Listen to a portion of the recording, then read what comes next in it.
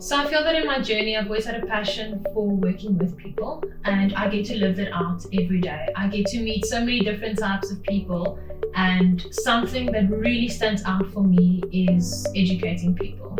I love sitting with people and teaching them things.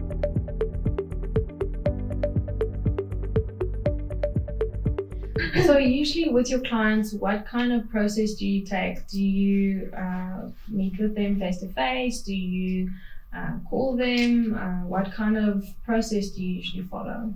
So ideally, I like to meet my clients face to face. Obviously, with COVID, we've been fortunate enough that everything's gone online. Yeah. So I do have clients all over the country, and it's nice to just log onto a call with them. But it's a different meeting someone for the first time face to face. Yeah, and I prefer that as well. Like, I love this face to face thing. Yes. I think it's really important, and the idea is that you're going to have a financial advisor that's going to really walk a road with you. Yeah. That you are going to be able to speak to on a regular basis, that you are going to have contact details to ask for advice, and it's nice to have a personal relationship with them. Yes. So I prefer to meet clients face to face, and usually during our first meeting, I like to find out more about the client. Where are they at now? What are their goals? What are their dreams for the future? Because all the planning that I'm going to do is based on that. And that helps you to build the relationship as well, because then you get to know the people a little bit better.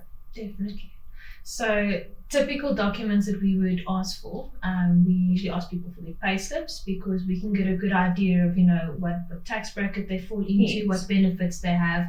I can usually pick up on their pay slip, okay, but there's a contribution into a pension provident fund. Yeah. Ask people for their benefit statements. A lot of times, people don't look at their benefit statements, they forget about them, and that usually forms the basis of your financial planning. If you are someone that is at a company where you have benefits, that pension provident fund can form a really great base for your retirement planning. So it's important for us to get those documents, have a look at what you've already accumulated, what you have in place.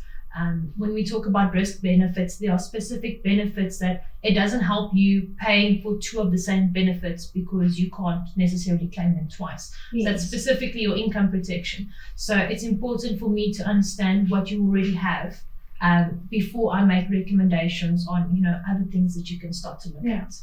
And I think for me, as I have my own business as an entrepreneur, I need to know that I can work. So I think income protection is really important for me as a business owner. And I mean, if I can't see, I can't edit. If I lose my leg, I can't walk, and I can't go to weddings and shoots and everything. So that's really important for me. So what tips do you have on that? I think what you've just done is you literally visualized income protection, because it's one thing to see income protection, it's there, and it's an insurance product that you can have. But once you really understand the value behind it, you as a photographer need to see. Yes. You're a creative. You need to see what you're doing. It's really important. You need to see if it's a good photo or not, see if it's in focus. So how would it affect you if you all of a sudden lose your sight? You lose, that ability. Yeah. You need to edit. You use your hands to edit. If you can't do that, exactly, can your business carry on? No, so it won't. I think if people understand in their line of work, if they had to suffer something like that, how it would affect them. All of a sudden, income protection goes from just being a text on a page of your policy to being something that's really of value to you. Yeah. And people need to know this a little bit more. They need to have more information about it. And I think it's really important to know, because me, like I told you, I grew up in a household where all of these stuff were always mentioned and you knew about it. But now when I'm in my own life and I have my own things to worry about, these things pop up, and then I have to now focus on them, and I have to and you take forget action about it. And I think that's another aspect, that having someone like an advisor to guide you is, you are so busy with work and family and your personal life, that having someone that is going to reach out to you and hold you accountable and manage that side of things for you and make sure that your stuff's in order will just means, take that off my shoulders. It takes it off your shoulders. So you as a business owner, being a lady as well, you're running around looking after everyone else, looking after your family, looking after your business, that then you have someone that's sole job is literally to look after you. Yes, and that is very important because I need that in my life. So I really just want you to tell me a little bit more about how you got to where you are now, how you got to your dreams of being a financial advisor, and what you love about it, because it's important to let people know that you love what you do. I do love what I do.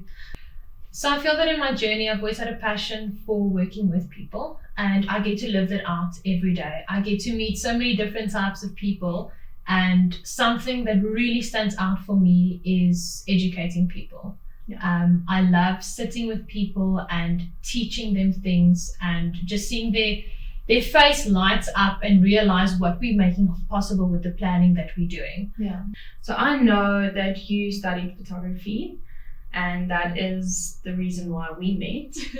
And I've always loved that of you because we have this link of, okay, you do photography as well, but I always knew that you have this amazing way of working with people, and that is the reason why you do what you do. I'm really passionate about photography because I'm also a creative person. Like, I do dancing as a hobby. I do Latin ballroom. I do the photography, and where that comes into play with my financial planning is there's also a lot of creative problem solving that I do, and I find that so interesting. And now not only do I get to bring that creative aspect into my business, I also get to help people while I'm doing it. Yeah.